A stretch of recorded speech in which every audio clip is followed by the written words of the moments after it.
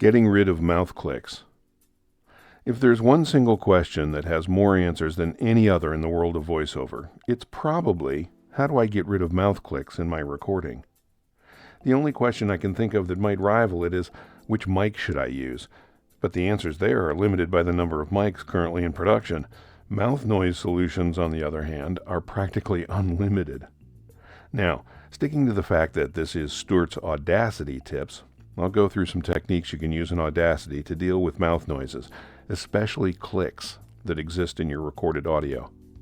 But I also have an even better tip that I'll share with you at the end of this installment. So, first, into Audacity. First, I need some audio with mouth clicks in it. What are mouth clicks anyway?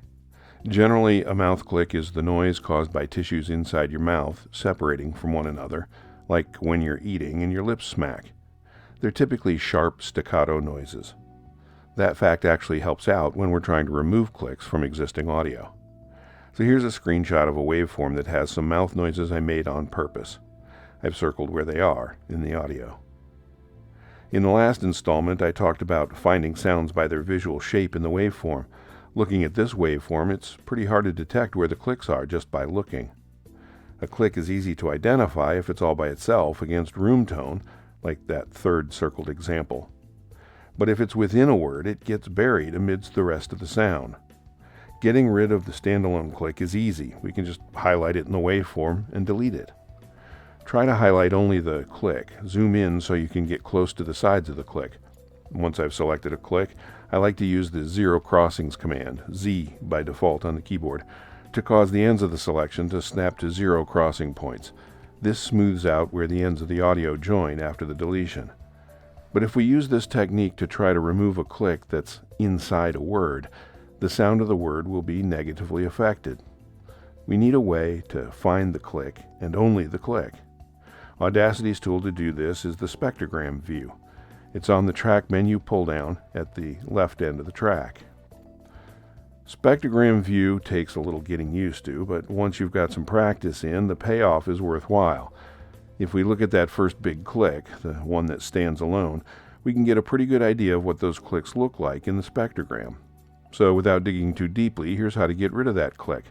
First, use the mouse to drag a box around the click. You'll see a horizontal line across the middle of the selection. Here's my view.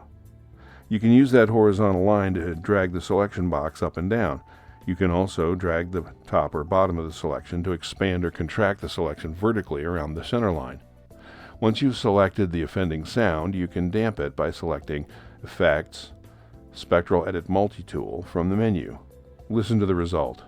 You may need to undo and adjust your selection. You can see in the spectrogram where the heart of the sound is, a darker color. Try to align the center line with the center of that area, and then adjust the vertical size to include only as much as you need to deal with the offending click. Once you've tried this with a standalone click, take note of the frequency where that selection was centered. That's going to be your starting point for selecting a click inside a word and damping it down. Here's an animation of doing that in one of the later clicks in the example. When the Effects menu pops up, I'm selecting Spectral Edit Multi-Tool, which is below the captured space. Try this technique out and spend a little time playing around with it. I think you'll get the hang of it pretty quickly. You can also use the spectrogram view in your trained eye to isolate clicks and use the declicker plugin instead of the Spectral Edit Multi-Tool. Next time I'll show you one of my favorite ways to leverage this technique along with your existing skills. Oh, and that even better tip for getting rid of mouth clicks that I promised, don't make them in the first place. No, I'm not being facetious. Staying hydrated is one of the best ways to reduce mouth noises. Start well before you're going to record, as real hydration takes time to get into your tissues. It's not just taking a swig of water right before you start. Give it a try. The amount of time you save fiddling with those clicks in post-production is well worth it.